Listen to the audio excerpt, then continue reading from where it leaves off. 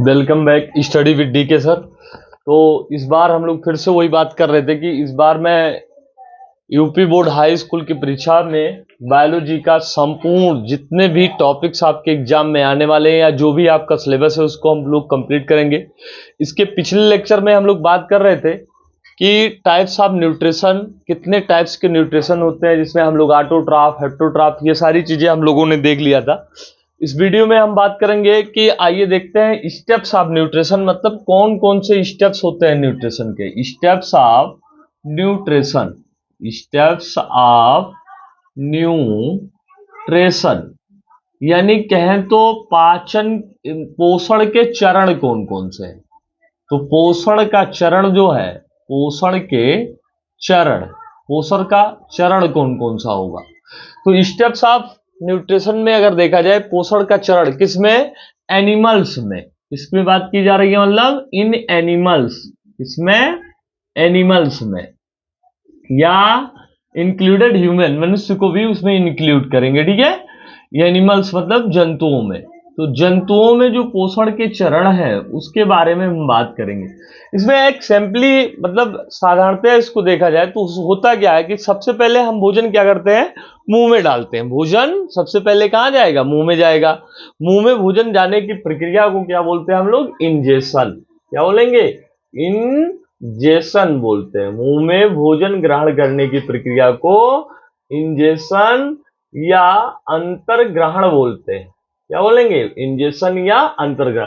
मतलब कोई भी एडिबल फूड मटेरियल है, खाद्य पदार्थ है, कोई भी एडिबल फूड मटेरियल है, तो सबसे पहले उसको हम क्या करते हैं, मुंह में डालते हैं, और मुंह में उसको डालने की ही प्रक्रिया क्या कहलाएगी, अंतर्ग्रहण कहलाती है। या इसी चीज को हम क्या बोलते हैं, इंजेशन बोलते हैं।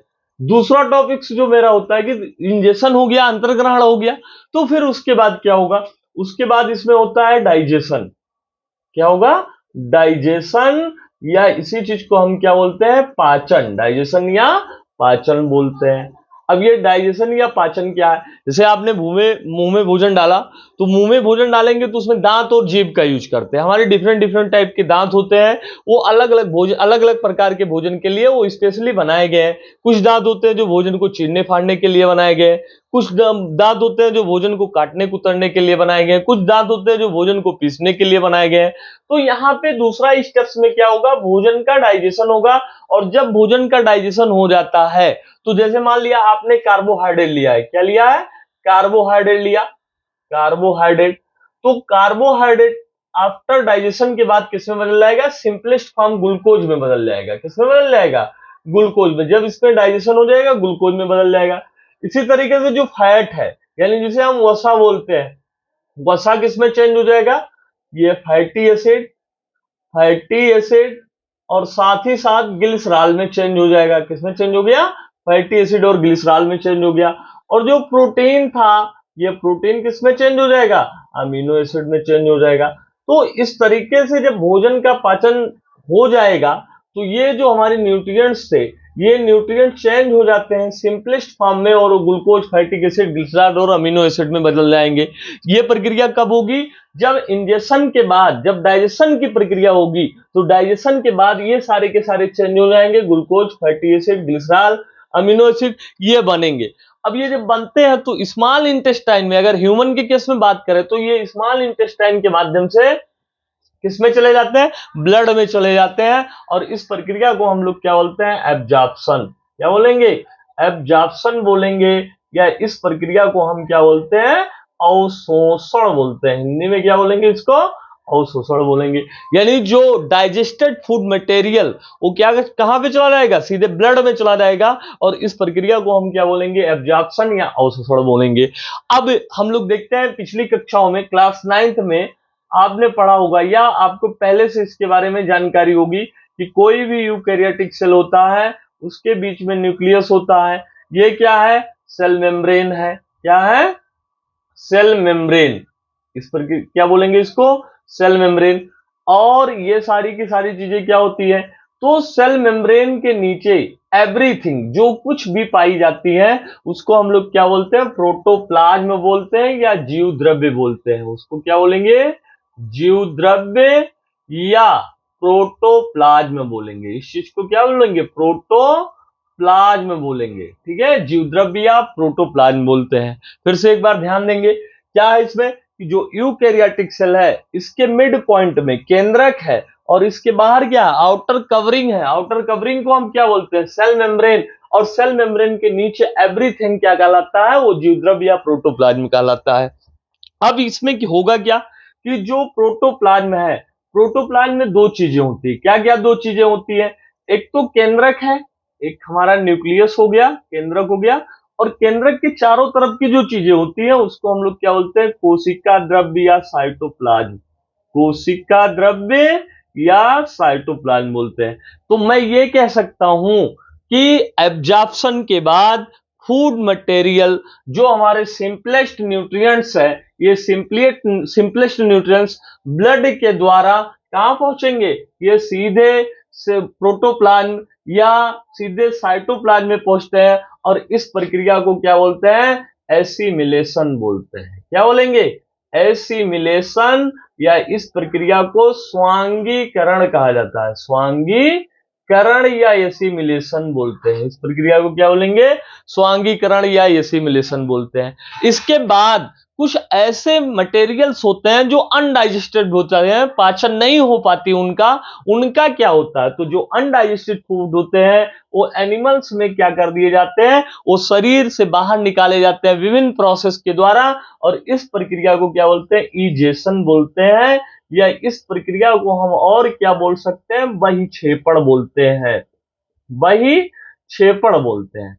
यानी कि क्या देखते हैं कि जो steps of nutrition in animal are completed by the following process, first ingestion, second digestion and third absorption and fourth assimilation and last egestion.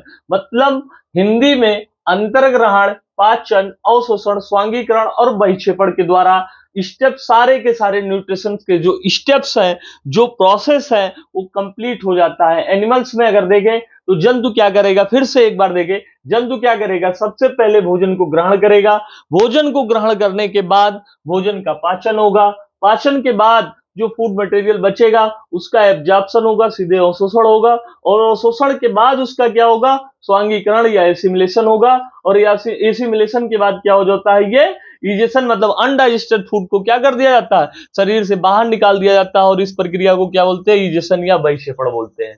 तो ये ओवरऑल स्टेप्स जो होते हैं ये किसमें चलते हैं, एनिमल्स में चलते हैं। एनिमल्स इसी तरीके से भोजन के ये भोजन ग्रहण करने के ये सारे प्रोसेस होते हैं। अब इसके बाद क्या होगा, आपके सिलेबस में है अमीबा में पाचन। अमीबा में कैसे पाचन होता है, तो देखिए ये अमीबा है, ये इसकी अमीबा है, और यहां पे मान लिया कोई फूड मटेरियल है यहाँ पे, तो अमीबा क्या करता है, पहले इसके साइड साइड में, मान लिया ये अमीबा है, तो अमीबा क्या करेगा, ये फूड मटेरियल के साइड साइड में अपने शेप को चेंज कर लेगा इस तरीके से। अब ये समझिए अंतर्ग्रहण के स्टेप है, इसने क्या कर लिया, पहले भोजन को अंतर्ग्रहण कर लिया। इसके बाद जो अगले स्टेप में क्या हुआ कि अमीबा जो था वो भोजन को अंदर अंदर की तरफ लिया, यहाँ पे क्या हो जाएगा, डाइजेशन हो जाएगा। अमीबा में क्या होगा, डाइजेशन हुआ। यहाँ पे क्या देख रहे हैं, क्या हुआ है, इंजेशन हुआ है। क्या हुआ है, इंजेशन हुआ है।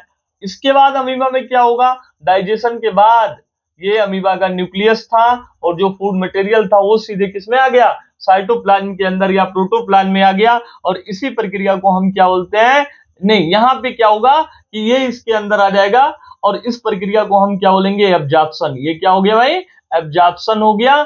और एब्जॉर्प्शन होने के बाद फिर अमीबा में क्या होगा कि वहां पे एसिमिलेशन हो जाएगा, स्वांगीकरण हो जाएगी, एसिमिलेशन की प्रक्रिया हो जाएगी, और एसिमिलेशन के पश्चात यानी जो अनडाइजेस्टेड फूड होगा वो अमीबा क्या कर देगा, अपने बॉडी के थ्रू इसको बाहर निकाल देगा, और इसी प्रक्रिया को हम क्या बोलते हैं, बहिक्षेपण या इजेशन बोलते हैं। मतलब आज के वीडियो में हम लोगों ने क्या देखा कि steps of nutrition in animals, कैसे जीवों में भोजन ग्रहण करने की कौन कौन सी प्रक्रिया होती है, और जीव कैसे भोजन ग्रहण करते हैं, कौन कौन से स्टेप्स होते हैं। और नॉर्मली ये सब हम दैनिक जीवन में देखते हैं कि सबसे पहले हम क्या करते हैं, भोजन को मुंह में डालते हैं, भोजन मुंह में जाएगा, पाचन की प्रक्रिया मुंह से ही प्रारंभ हो जाती है, और पाचन की प्रक्रिया स्मॉल इंटेस्टाइन तक जाते जाते लगभग हम लोगों में क्या हो जाता है, कंप्लीट हो जाता है। फिर उसके बाद एब्जॉर्प्शन होगा, और एब्जॉर्प्शन के बाद ब्लड में पहुंचा हुआ simplest form of nutrients are carried in the cell, ये सीधे सीधे कहां पहुंचेगा, सेल्स के साइटोप्लाज्म में पहुंचेगा, किसके थ्रू, ब्लड के द्वारा पहुंचेगा, और फिर उसके बाद क्या होगा, जो अनडाइजेस्टेड फूड होगा वो इजेशन या बहिक्षेपण के द्वारा शरीर से बाहर निकाल दिया जाता है। और अमीबा में कुछ चीजें दिखाई गई, देखिए egestion, digestion, absorption, assimilation and egestion. तो ये पूरी की पूरी प्रक्रिया चलती है। अब इसके बाद जो नेक्स्ट वीडियो यानी कि लेक्चर नंबर 3 होगा, उसमें हम लोग बात करेंगे ह्यूमन में न्यूट्रिशन कैसे होता है, मनुष्य में डाइजेशन कैसे होता है, उसके एलिमेंट्री कैनाल में कौन कौन से भाग आते हैं, कैसे उसमें प्रोसेस चलती है। तो इस नेक्स्ट वीडियो में हम लोग इसमें बात करेंगे। मैंने इस बार कहा कि 2025 में हाई स्कूल बायोलॉजी की सारी वीडियोस आपको इसी चैनल के माध्यम से पूरी वीडियो मिल जाएंगी। मैं प्लेलिस्ट भी बना दूंगा एट लास्ट में। तो कोशिश ये रहेगी मेरी कि मैं इस बार आपको 25 में 25 दिला सकूं। जो ऐसे बच्चे हैं जो घर पे बैठे रहते हैं, स्कूल भी नहीं जा सकते हैं, क्लासेस भी नहीं कर सकते हैं, कहीं कोचिंग भी नहीं कर सकते हैं, तो ऐसे बच्चों के लिए बहुत महत्वपूर्ण वीडियोस मिलेंगे। कहीं कोई समस्याएं होंगी आप कमेंट करके जरूर बताएं, उसका तत्काल आपको आंसर दिया जाएगा। कोई किसी प्रकार की समस्या होगी, बस एक रिक्वेस्ट है आप लोगों से कि ये उन बच्चों तक पहुंचाएं जो बच्चे कहीं शिक्षा ग्रहण करने नहीं जा पा रहे हैं, घर पे बैठे हैं। यदि वो प्रतिदिन केवल 15 से 20 मिनट समय निकाल करके ये वीडियो देखेंगे, उनको पूरा से पूरा लाभ प्राप्त होगा। Thank you. अगर वीडियो अच्छा लगे तो आप चैनल को सब्सक्राइब करें, वीडियो को लाइक करें और शेयर करें। Thank you.